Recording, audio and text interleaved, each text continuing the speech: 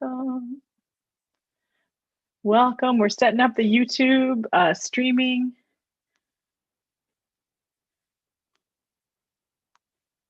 All right, here we are. Welcome to Leadership Days, Day 3. I am V. I use they, them pronouns. I am so excited to be with you on Day 3 of Leadership Days. We now have, the streaming has started, which is very exciting. So there are folks here in the space, and there's also folks who are going to be watching. I just need to do one thing to share this link with all the peoples, and let me do that. Here we go. Yeah, so welcome to Day 3 of Leadership Days. And today we have two things happening. I'm just doing one more thing. There we go. And now I'm going to stop.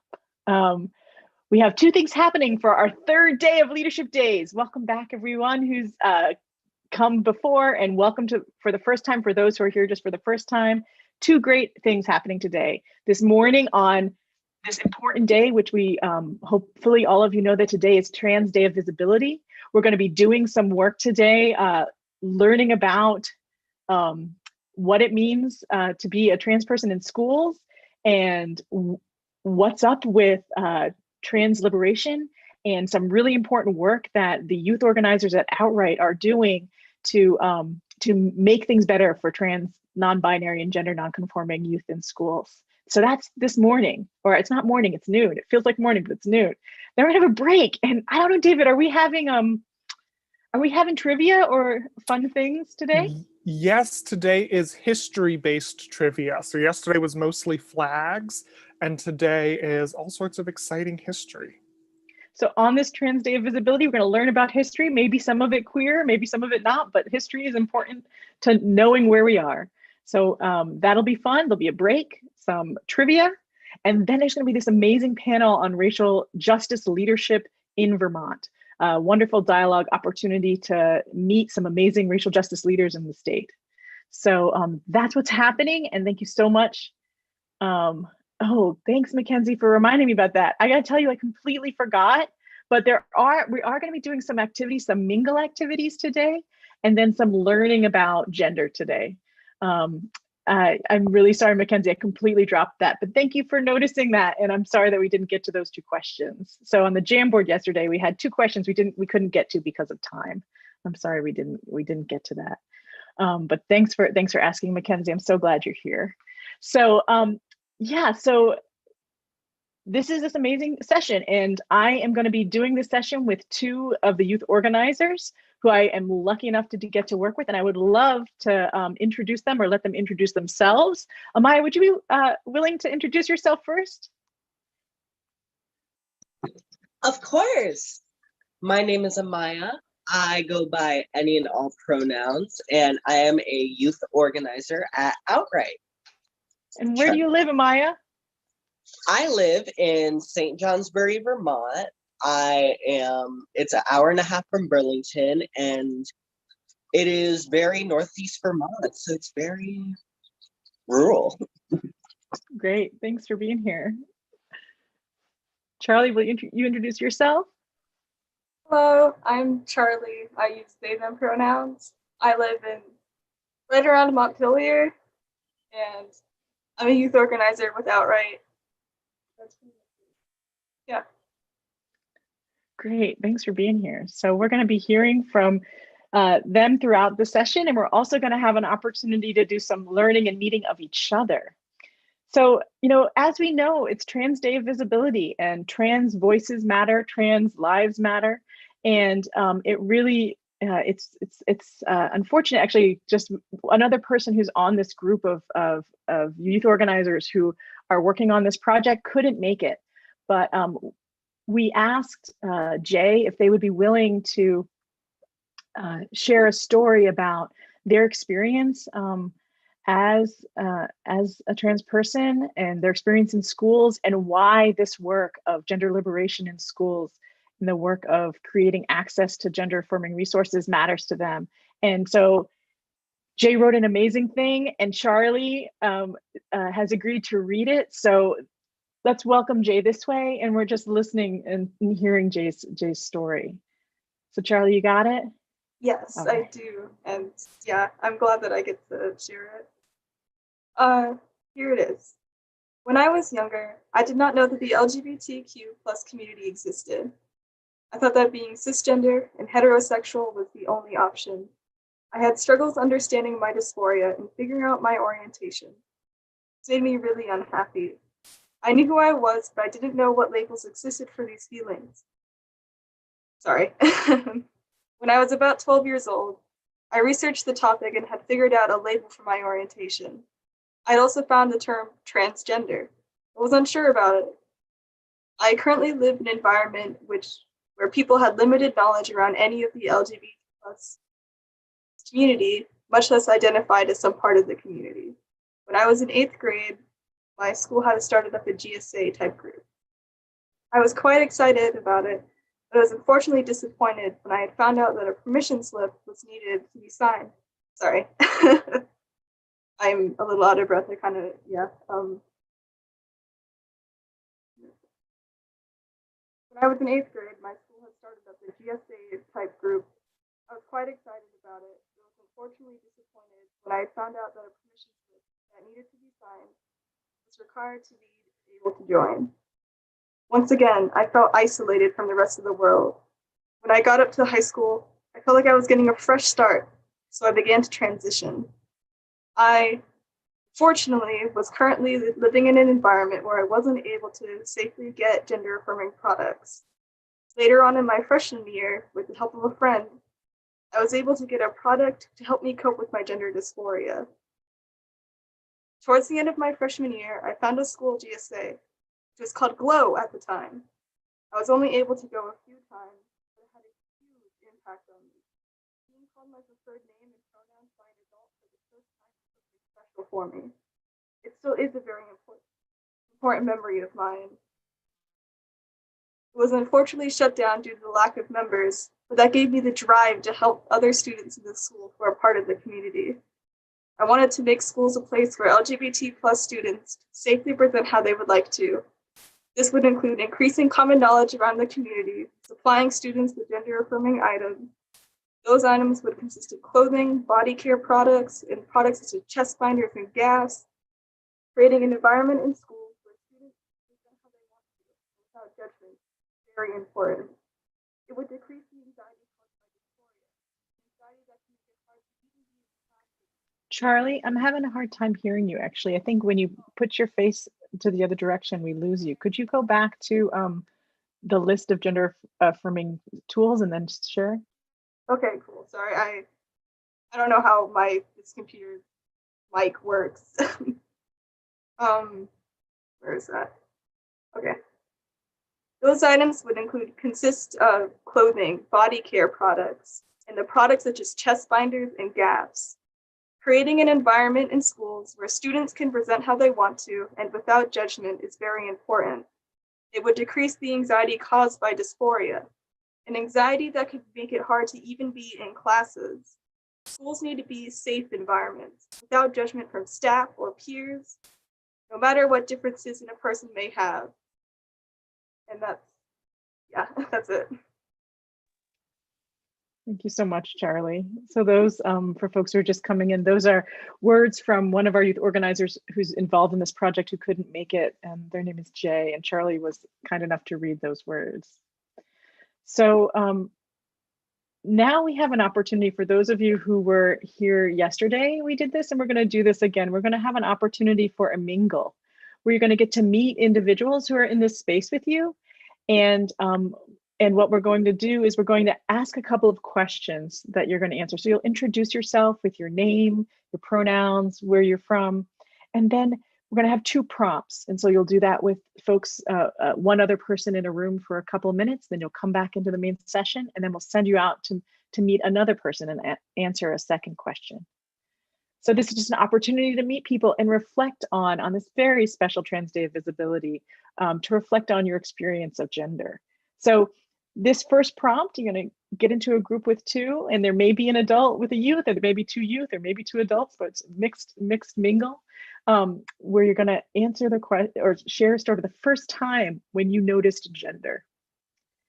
What is your first memory of noticing gender? So we're going to be doing a mingle. It'll be about just like 2 to 3 minutes of sharing your name, your pronouns, where you're from, and a story or a memory of the first time you noticed gender. David, does that open the rooms now? Yeah. Okay, have fun. And I'm going to set a beautiful timer for myself. Thank you, because I don't have my timer. So thank you. Mackenzie, did you get an invitation to a breakout room? Oh, there goes Mackenzie. There you go. Well, hi, friends. We're on YouTube streaming live, so I thought that in the main room, we might answer the question ourselves. Is that okay? Yeah, Just that because sounds great. there may be people watching us. Hello, people watching us. So I can start and say the first time that I noticed gender, the real distinct memory I have is when I was in soccer camp. I was in soccer camp and I was maybe 8. And for some reason, I was told, because of how my body was assigned in my name, that I could not be a skins. I had to wear a shirt to play. And all of the people around me, who I gotta say were not necessarily better at me than soccer, got to take their shirts off. And it was hot and it was summer. And I remember just an intense sense of like loss of not being able to take my shirt off, and it wasn't just taking your shirt off, it was like putting it over your head. And so it was like on your, that, did you ever do that as a kid? Yeah, so that's a very distinct memory for me. There may be earlier ones, but that's what I got.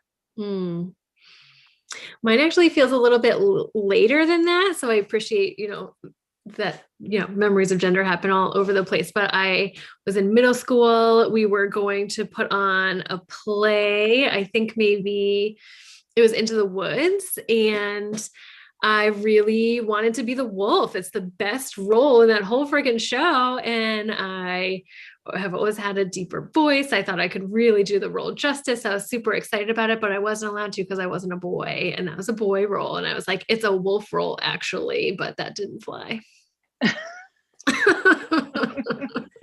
David, you got one? Thank you for sharing that. You got one? Well, mine was the almost exact inverse of yours, V, which was, oh gosh, it would have been first or second grade during the summer when we'd go, when I did my swimming lessons at the Y. I didn't understand why I wasn't supposed to wear a shirt in the pool, so I had a swim shirt so that no one saw my nipples. Because as a 6-year-old, I was like, I don't understand why my nipples may be shown and other nipples may not be shown. Like, why are we so concerned about the nipples? So I had That's a swim so shirt. valid.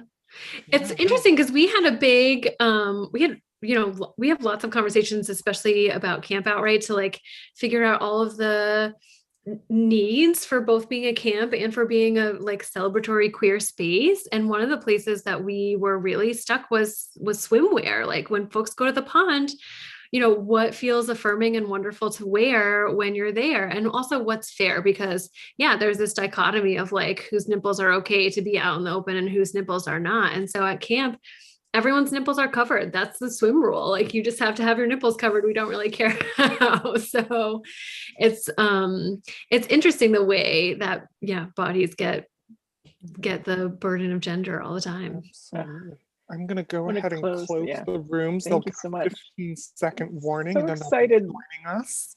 I'm so excited that we get to share this. It's beautiful to hear your stories. Thank you so much.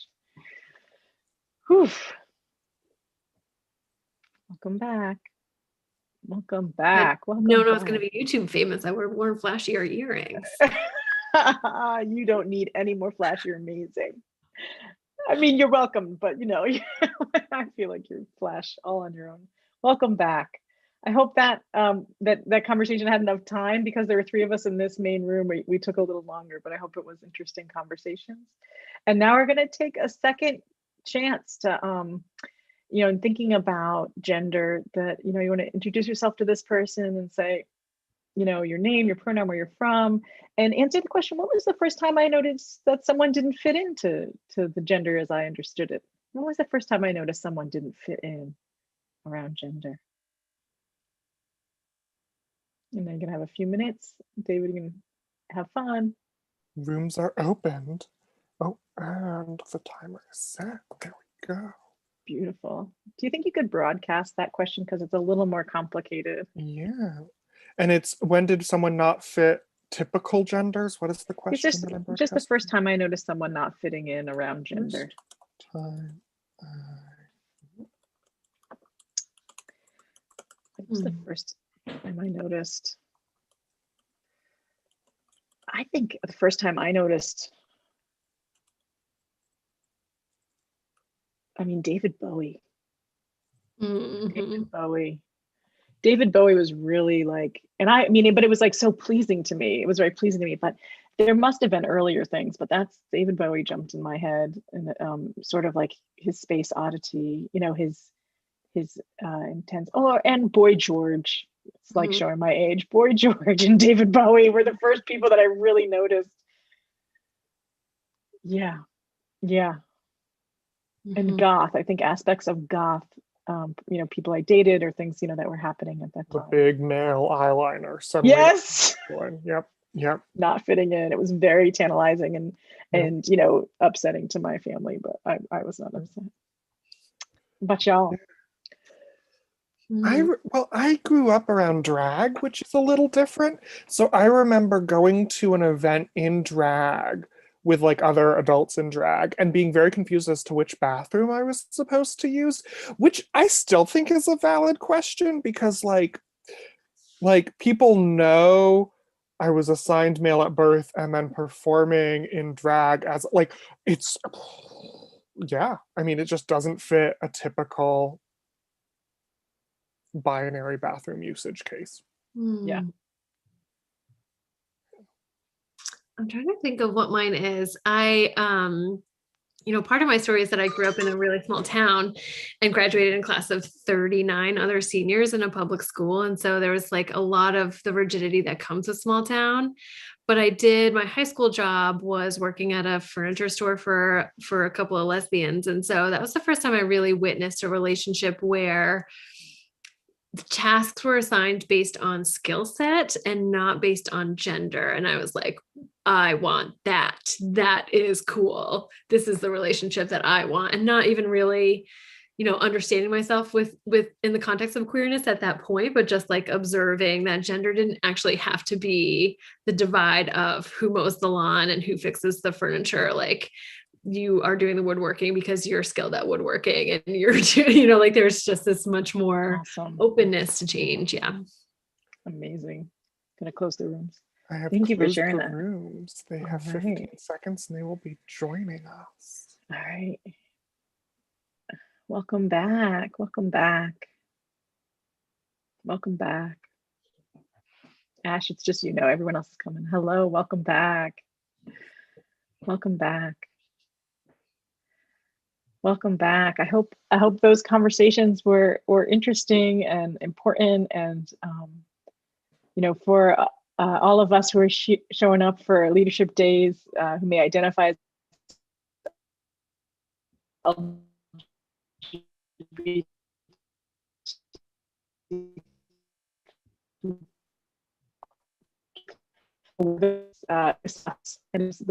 So I want the story we share, you know, our personal stories. My internet's a little unstable, but I'm just wait. So for participating in those activities, the next thing I'm going to do is an activity thinking about what's up around gender and what's up trans folks around gender, and we're going to use this really great tool. Ash cannot hear a word. Are other people not able? It was getting a little spotty there, and I second guessed myself. I wasn't sure if it was me or you. So Ash, thanks for confirming that. V, you might have to repeat some of what you just said. Oh, sure. Okay, sorry about that. This is rural Vermont. I'm in East Montpelier. You think the internet is stable, but no. So what I was saying is that you know, really the work of showing up for events like this is about being aware of those who don't fit, and sometimes that's us, and sometimes that's the people closest to us, and it really matters that we share those stories and connect together. But this really great tool that we use at Outright called the Gending Machine, and so this is going to be an opportunity for us to reflect on what's up with gender, and particularly as it relates to those who fit and those who don't fit, and what is that about? And Charlie has agreed. So I'm doing this thing that I don't usually do. Usually I have people write on a slide deck, but because we're doing YouTube streaming, I'm going to like share my screen and have a presentation, and I'm going to ask some questions. And those questions, it'd be really great if you could answer those questions in the chat, because I'm not going to be able to see you. And so if you put the answers in the chat, Charlie has agreed to sort of monitor the chat when I ask a question. Then folks can respond in the chat and Charlie will read them out, and we'll have like sort of a conversation in that way. So this is, thanks for experimenting with me as we try to try to make this accessible for folks who are not here, but who are here with us on YouTube. Okay, here we go. I'm going to share my screen. Okay, here we go. Okay, so this is about understanding why we need gender liberation in schools. And this tool that we have is connected to, we roll this out. I share this with youth around the state. Mara, our director of education, shares this with adults around the state. Amanda, who's here, our associate director, shares this with folks who are showing up for youth around the state. So this is an opportunity for y'all to reflect on what's up with gender. And so this tool is called the Gending Machine. Another way that we might use this is sort of this question of how we reproduce the gender binary. Because this question that we just asked was about fitting, who fits and who doesn't fit. And the gender binary exists all around us. It exists in many ways. And it's something that the more we know about and we learn about, the more choices we get to make about our relationship to the gender binary. And what is the gender binary? The definition that I like and that we use here is that the gender binary is a system of viewing gender as consisting solely of two opposite categories, termed male and female, or boy and girl, in which no other possibilities for gender or anatomy are believed to exist. So the gending machine is this really great metaphor. So this is a metaphor, and it's a metaphor to help us understand the gender binary. And so everybody knows what a vending machine is, right? Do you please like indicate with your hands or in a hand raise or a thumbs up? Do you have vending machines at your schools, or do you see them around? Some folks, no, maybe they're not at schools in Vermont because there's always healthy food choices. But so vending machines. What's in a vending machine? So write in the chat, what are things that you see in a vending machine? And Charlie, you can read the chat as people write in the chat. Someone said soda. Oh yeah, soda. Chips. Chips. A lot of snacks. Just more chips. Yeah. So yummy, sugary, salty goodness that when you're really hungry, you're like walking around, you're like, I'm gonna eat this. But but we don't necessarily want to eat these things all the time, right? Because if we eat them all the time, it could have a negative experience on our health. But when we think about the gending machine, if we're going to take this metaphor, this idea of the gending machine that helps to reproduce the gender binary. Oh gosh. What are the snacks that are offered in the gending machine? If you could write in the chat, what are the snacks in the gending machine that's reproducing? What are the snacks that are available? What are those sugary sweet snacks or salty snacks? What are people writing? Someone said Doritos. Right. So with this being like a metaphor, the idea is that there's something in the gender binary that is sort of like a package thing that we get of like what's available to us. So, and those are the sort of the equivalent or the metaphor for the snacks. Amanda, you want to interject here? Yeah, so maybe think about if you're looking at a vending machine with snacks in it, you probably know some of the brands, right? Like you've got your Doritos and you've got your Lay's chips, right? So if you're looking at the gending machine, which is dispensing all of this mass-produced gender, these stereotypes of gender, what would your two main snack brands be? Samantha says our sex is signed up for. Totally, which typically fall under what two main brands? Male and female, totally. So the snacks that are being distributed by the gending machine are these highly processed concepts of what it means to be male, masculine, he and him, or what it means to be female, she, her, feminine, right? So they're really conflating sex assigned at birth and gender in very highly stereotypical ways, totally. Yeah, thank you so much, Amanda, for bringing in the branding, which is the thing that feels very, very key to understanding this gender binary. So snacks in the gending machine equal male and female, boys and girls, women and men. This reproduction of these categories that make it so a lot of folks don't fit. Here's the next question. So we have these sugary, salty male and femaleness, this thing that sort of come in these brands that we're looking at to receive. And then the next question, what are the ingredients in these male and female snacks? What are the stereotypes? What are the ingredients in these snacks? What are the stereotypes about what it means to be part of the gender binary? Let's start with the girl category. The girl snack. I'm gonna put that in the chat. Someone says pretty, very feminine, pink, purple, shy, Yeah, absolutely. Ladylike, right? What? Long hair, tight clothes, dresses, princesses, always dresses up, makeup, Mm-hmm. Fairies, yeah. Right, so that's amazing, and we could go on and on. There's so much in terms of those stereotypes and those expectations. What about the boy or male category? What are some of those ingredients in those? I always want to say sugary because I have a sweet tooth, but you know those gender snacks. What's the male ingredients? What are the male stereotypes? Strong and tough, like blue and like strong, sports, always working, doesn't cry. Mm-hmm. Short hair, providers, superheroes, cars, trucks, insensitive, no emotions. Yeah. Sneakers. Yeah. I just want to notice that a lot of the things that came through in terms of stereotypes for femininity were about looking, or rather being looked at, like very appearance-based, pretty.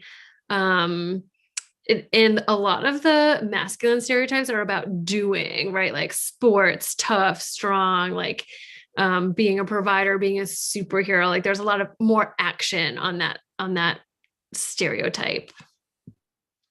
Yeah, I mean, and let's just pause here also to ask, like, what do you think the impact with these stereotypes and expectations for folks who are in one of those categories, not performing those expectations? What do you think the impact is on somebody who might be on the male category, but is displaying or expressing things on the ingredients for the female? Someone says it hurts, or people can feel othered, or like they're wrong. Yeah. Getting harassed.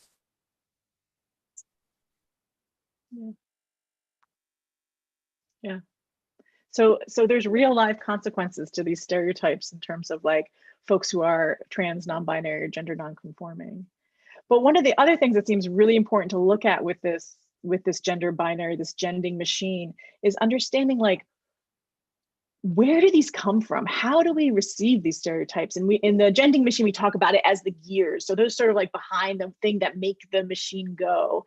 And the gears, in this sense, they equal the structures of society, the things that make that machine go. And so what are some of the ways in which we learn these stereotypes, learn about the gender binary?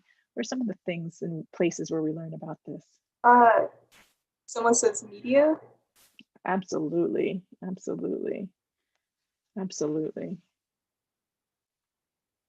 Other people around us, your family.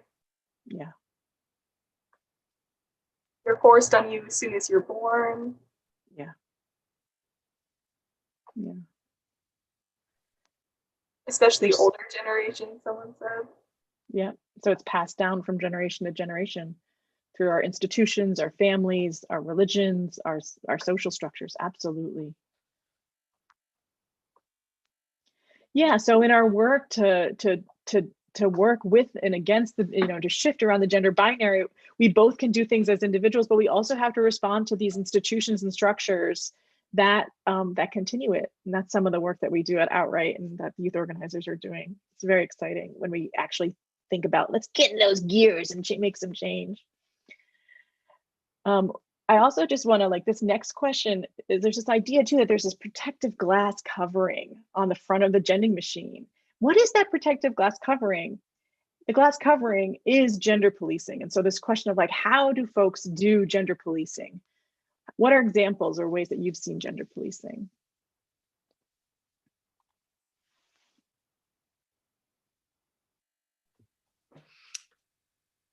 So gender policing might happen when a person who's supposed to be or expected to do masculinity decides that's not what they want to do. So if somebody is expected to not cry and then they start crying, what happens to that person? What do people say?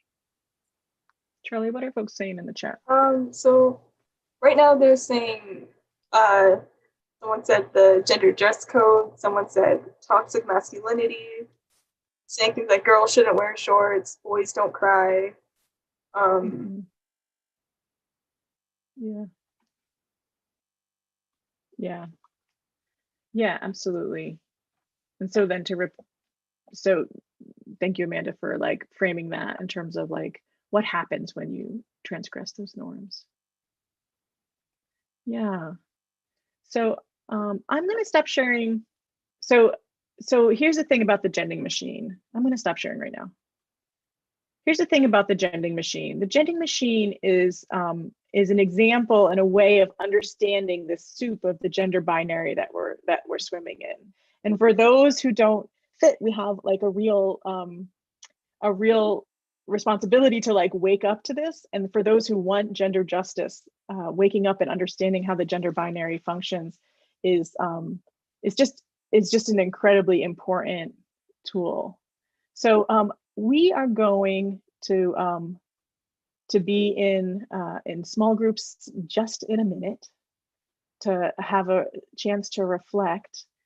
I want, and Amaya is going to move into sharing their story in a second, but I think I noticed that Eli came in the room, and I wanted just, Eli is a wonderful community partner from Shapeshifters, which is a binder company in Brattleboro that sews custom binders for folks who are looking for binders for gender affirmation. And Eli's here, and I just wanted to give Eli a chance Eli's partnering with us in this project. I just wanted to give Eli a chance to introduce themselves and just share how they feel about participating in gender liberation work with Outright through Binder Access. Are you there, Eli? I don't see you on my screen.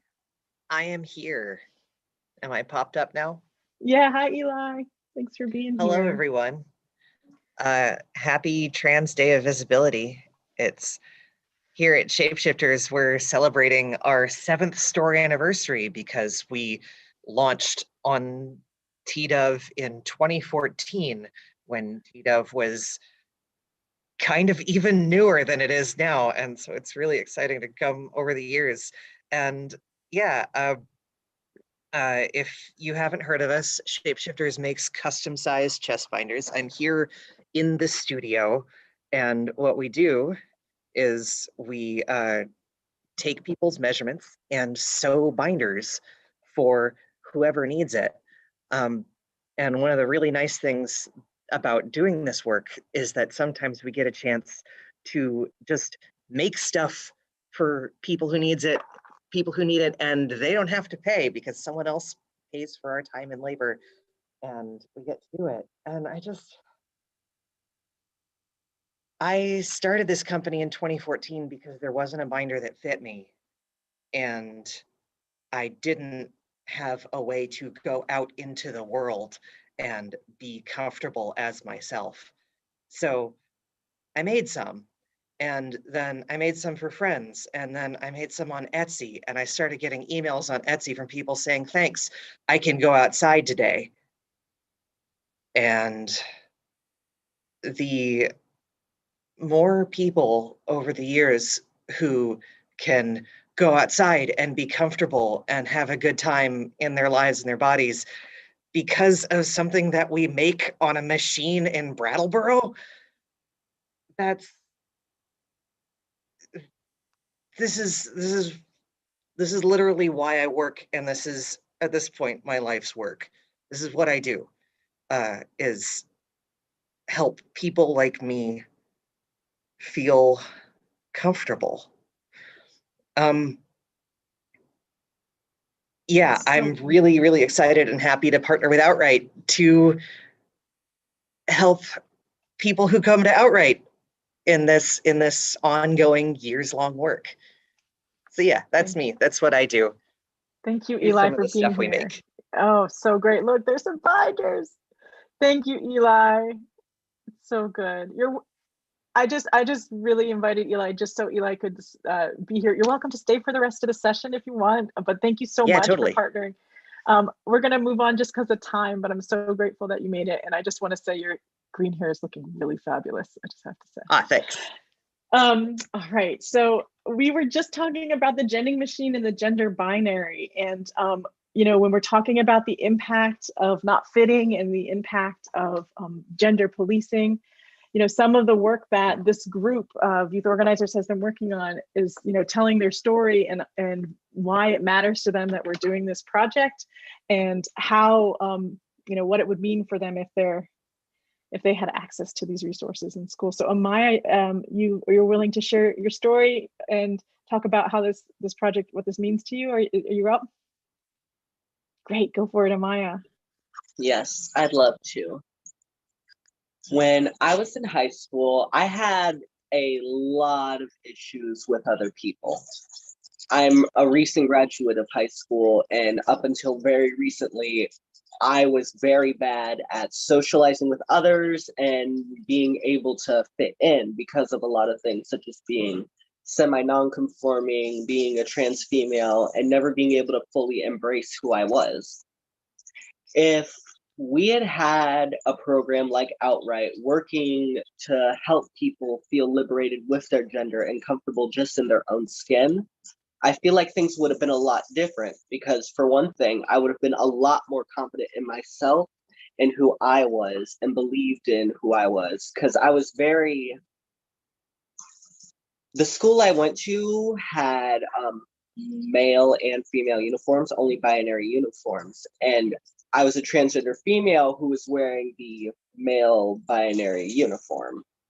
And it was very uncomfortable and not helpful. And at this time, that school did not care, because when it comes to things outside of the norm, they're very close-minded, no matter how much they pretend to be. So overall, this program and these things help people believe in themselves in so many ways, amazing ways. And I really wish that had been there back when I was going through things and I truly needed it. Thank you. Thank you, Maya.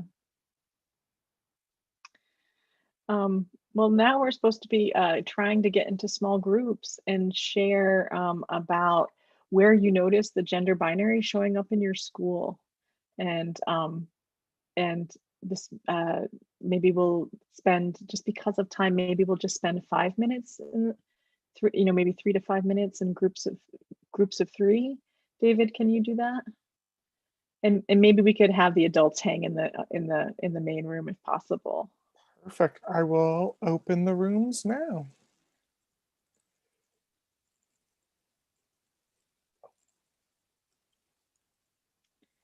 Great. So if you could broadcast the question, Where do you see the gender binary showing up in your school? Thank you so much. Thank you so much, Amanda, for helping me with the sort of the pieces of the gending machine, and really grateful for our team. Thank you so much, Eli. Sorry to pop in that way. Yeah, I think I almost asked you to do that this morning, and I'm just glad that you did. So Eli, so thank you so much for coming. Do you want to answer these questions? Right now we're streaming on YouTube. So like we could talk about where we saw the gender binary in our school experience, which might be different than the conversations that are happening right now. And maybe doing like, I don't know, David, do you have like a 5-minute timer on? Could you do a 5-minute timer? 4-minute timer, and I upped it to 60 seconds when they get Beautiful. closing. Beautiful. I mean, I had no options as a teen, 0 options. Goth was the closest thing. I only connected with like femme men. Like that was the only thing that was available to me, femme men, and I glommed onto them like crazy. Oh, here comes Emma. Hey, Emma, welcome. Hey. We're doing small groups right now, and we're YouTube streaming, and so we're answering the small group question as a group of adults, which is, where do you notice the gender binary in your school experience? And I was just sharing. Go. Yeah. So like for me, there was no, like, it was like, I only noticed it in the absence of anything except femme men who I was like, I just glommed onto them as like an expression or an opportunity of like anything beyond the incredibly tight, like cheerleaders. Like that's what was available to me, cheerleaders. And it was rough. So that's my memory of high school and the gender binary. What about other folks? I deeply resonate with goth as the non-binary option, as like at some point someone told me later that, you know, the 3 genders we had in high school were goth, nerd, and jock. And that that shook me to my core because I had nerd and jock friends, and they thought I was an alien and told me so to my face. Like, what are you? In not necessarily really friendly or joking ways, just like, what actually are you? I dated someone in high school who was safe in the goth circle, and 10 years later, we both came out as trans. It was like, recognizing each other in the egg. It happened. But this was also in Central Texas, and the fact that our dating was seen outwardly as heterosexual was like the safest possible refuge for both of us. Yeah. Thank you, Eli. Yeah. What other folks?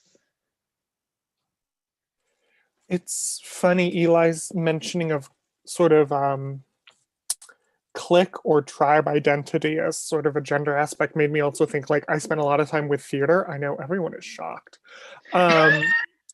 But like the way, like in sort of like the aspects of theater, like there's a lot more play with gender. And I think that's what attracted some folks there, is that it's sort of a labeling of the performative, similarly with goth.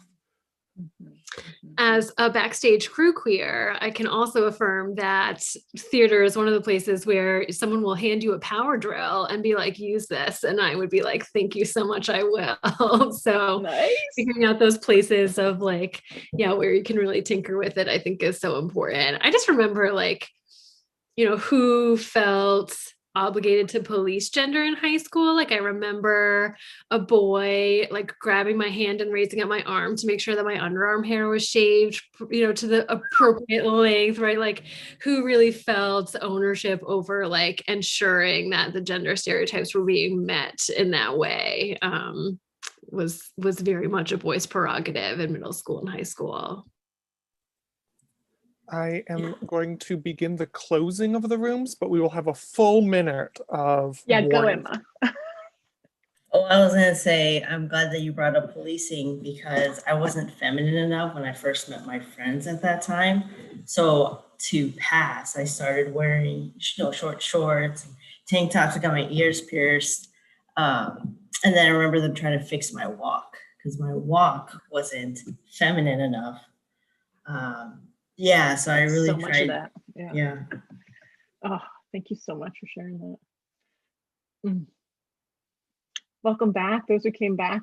I think that maybe there's a couple more groups that'll come back in a minute. the adults were all just sharing about their high school experience, which was just, rough in ways around the gender piece. But thank you all so much for Thank sharing. God for goths, frankly. I don't know Yes. how those of us in the very specific The 80s. Welcome back, folks. millennial subgroups, Yeah. certain millennial subgroups. Yes. We Welcome should back. all be back now. Okay, great. Well, I just want to acknowledge time, but that we have one more youth organizer who's going to share their story, and then we're going to talk about this program, which I'm really excited that we're going to talk about. So, Charlie, do you feel up for sharing some of your story at this point? Yes, you remember mine's pretty short, so which is good. So the program that we're about to talk about, while I'm in high school now, it still would have meant like the world to me back when I was in middle school. During middle school, I was really struggling with my mental health. I didn't know who I was. I didn't know really there was other options, and in my mind, I knew that I couldn't talk to my parents about it. Like I was like, no, this is not something I talk to them about. Didn't really know anything about like a binder, which is something I use now, much as how to use it safely. And I was really on my own in figuring that out. I brought it up to my parents, well, specifically my mom. I brought it up to my mother, and she told my father. My father at the time, was not supporting trans people. He was very much of the mind that they weren't telling the truth, for example. But still, I had to rely on my father being ready for me to obtain these things until I could get one. And the time that I was waiting, seeing if he would respect me or not, if he would allow me to have this garment that would alleviate some of the discomfort and pain that I was experiencing. One of the worst times of my life, because at that point, I didn't know if I would ever be able to. And, I was in middle school. If you don't really think like, oh, when I'm 18, I'll be able to get one, And thankfully, he did come around and I was able to get one. But the program that we're going to do would allow me to have gotten one a lot sooner, And not only would it let me get one, it would allow me to ask questions and do it safely for myself and protect myself from experiencing what I had to with my family. And these resources are life-saving, and I'm really glad that people are starting to treat them as such, That's it. Thank you, Charlie.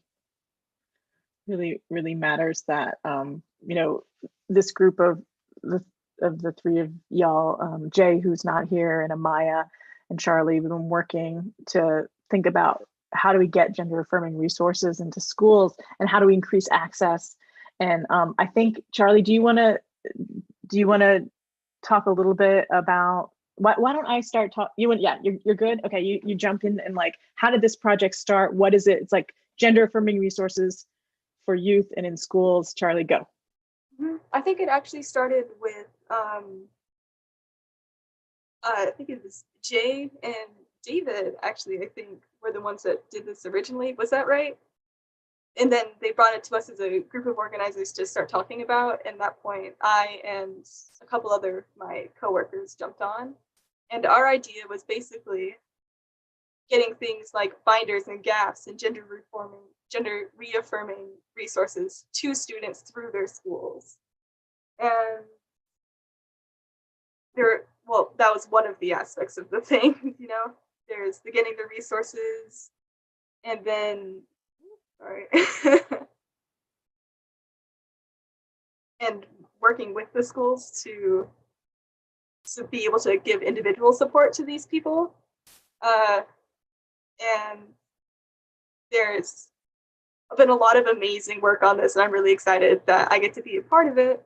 And Could you share the link to the poster, because I'm reading this off my phone, so it's not open on my computer yet.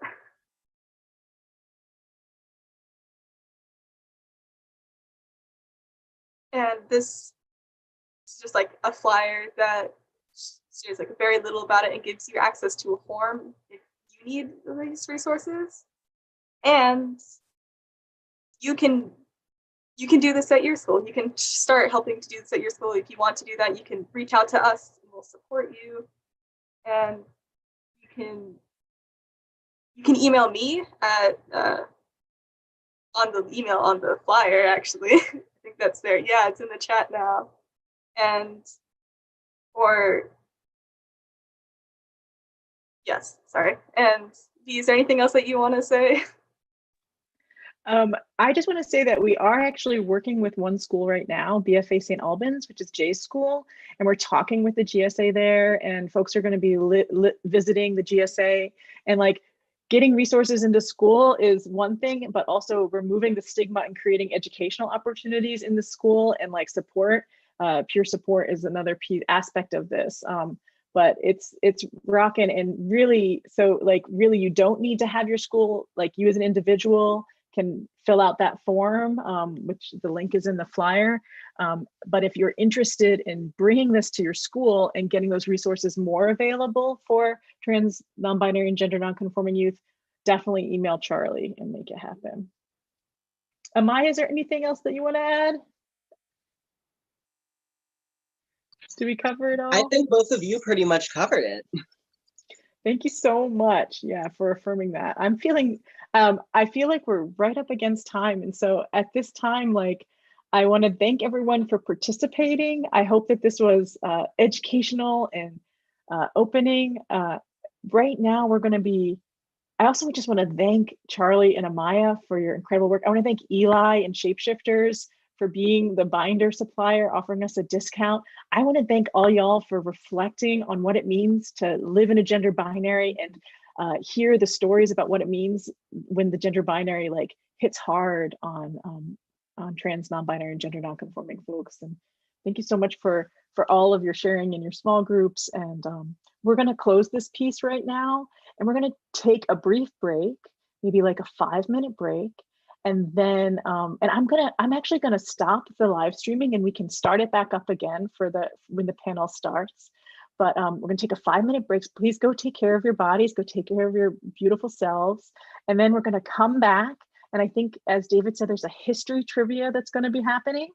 And then the amazing Emma and Amanda are gonna help anchor a beautiful panel on racial justice leadership in Vermont. So we're in the home stretch of leadership days. Thank you so much for getting psyched about gender liberation and gender affirming resources. Let's get psyched about racial justice leadership and how we can learn and grow together. I'd say unmute and say, see you in 5 minutes. See y'all at 103. See you 103. Have a good one. Bye. Thanks, Eli. Yeah, thanks for having me.